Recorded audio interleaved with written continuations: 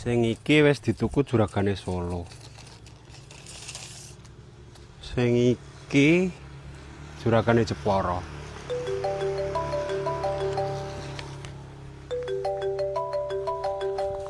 Bismillah rezeki. Halo, Bos. Kayu maoni. Waduh, Bos, sepurane aku wis ramain kayu maoni ya, Bos. Wis ana setahun ramain maoni aku. Ora ana duite. Lah mbok kayu jati wae lho, Bos. Iki aku malah ana bulet 2 meter, Bos. Le nebang to? Lah ya penak banget, Bos.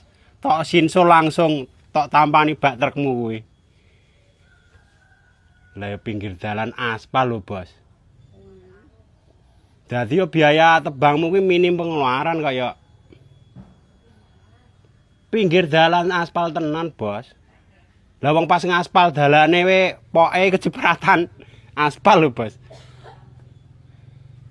Regane to? Gur tak kon 40, Bos. Waduh. Nek 20 ki gur kayu blimbing kaya, Bos. Lah nek kayu jati kuwi istimewa tenan lho, Bos. Dawane entuk, gedene ya entuk, Bos. Tur tuwek keklek istimewa. Lah wong sing nandur mbiyen iki Mbah Buyutku lho, Bos. Dadi yo tuwek tenan.